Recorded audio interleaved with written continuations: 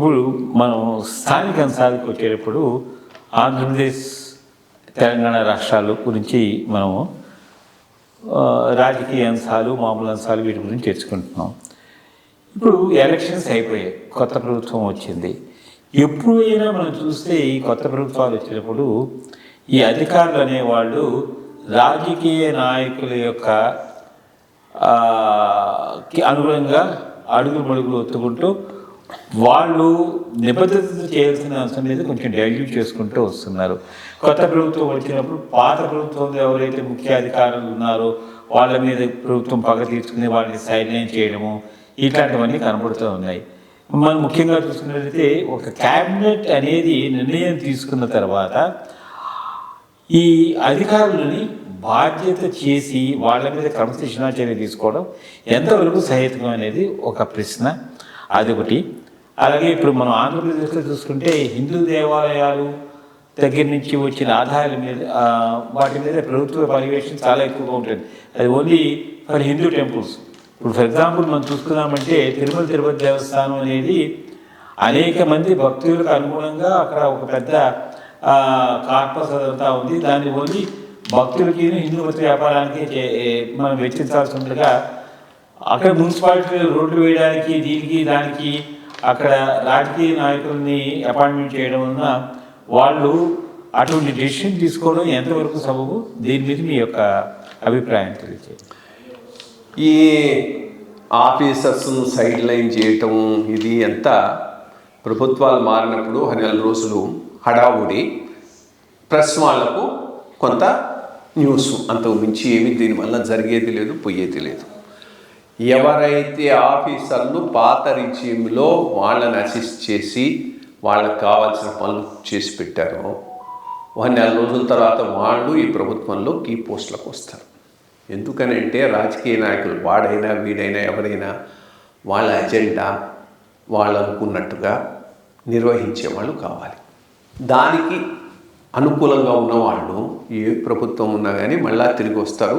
1 నెల 2 నెలల హడావుడి తర్వాత తిరిగి ఇంపార్టెంట్ ప్లేస్లోకి వాళ్ళే వస్తారు. రెండోది, ఈ ఎంక్వైరీలు ఇవి పర్సనల్ యాంగిల్ లేనప్పుడు ఏదో నడుస్తూ ఉంటే ఆరు క్లోజ్ అవుతూ ఉంటాయి. ఆంధ్రాలో పర్సనల్ యాంగిల్ ఉంది. పర్సనల్ యాంగిల్, పర్సనల్ ఎలిమిటీ, అతన్ని జైలుకు పంపించినాడు ఈయనని దీని మీద నెగిటివ్గా అతను చేయటం, ఆ పర్సనల్ యాంగిల్ వల్ల ఇంత దూరం పోయింది. కానీ లేకపోతే ఇవేవి ఎక్కడికి పోవు, ఎక్కడనో చోట క్లోజ్ అయిపోతాయి. రెండోది,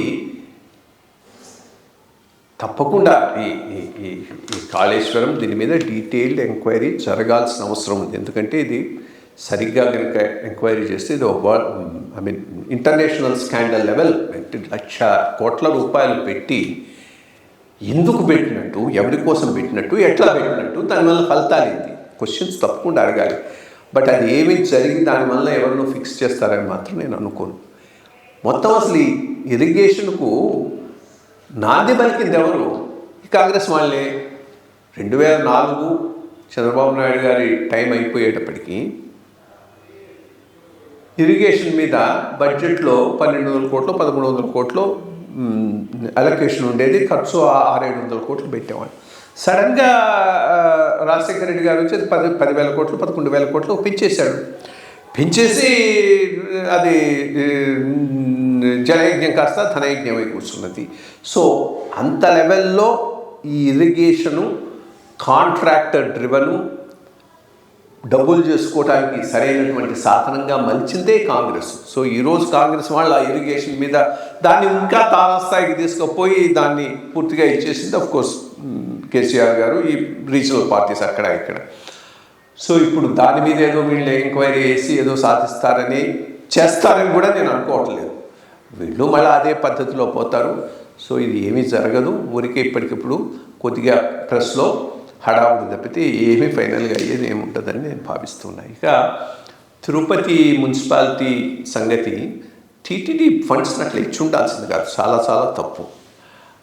ఏదైనా అక్కడ మున్సిపాలిటీలో సౌకర్యాలు ఇవ్వాలంటే గవర్నమెంట్ స్పెషల్గా గ్రాంట్ ఇవ్వాలి. దానికి భక్తుల డబ్బులు ఖర్చు పెట్టమేది అదే చర్చ్ డబ్బులో లేకపోతే మసీద్ డబ్బులో తీసుకుపోయి అరకల్లో ఖర్చు పెడతారా? ఆ ప్రాంతాన్ని అంతా డెవలప్ చేయాలని ఇది హిందూ ఇన్స్టిట్యూషన్స్కి ఎట్లా స్పెసిఫిక్గా చేయగలుగుతారు? లోకల్ లీడర్ ఎప్పుడైతే టీటీడీ చైర్మన్ అవుతాడో ప్రతి తడవ ఇదే ప్రాబ్లం అవుతున్నది. అక్కడ ఉండేటటువంటి టీటీడీ డబ్బులను వాళ్ళ సొంత ఇమేజ్ కోసం, సొంత ప్రాపకం కోసం, ప్రాబల్యం కోసం వాడటం అనేది షరామామూలు అయిపోయింది. ఈరోజు కూడా అదే అక్కడ జరుగుతుంది. గుడ్, సుప్రీం కోర్టు దీన్ని కాస్త ఆల్రెడీ ఇంటర్మ్ ఆర్డర్ ఒకటి ఇచ్చింది. ఫైనల్ ఆర్డర్ కూడా ఇదే రకంగా ఉంటుందని భావిద్దాం. Thank you.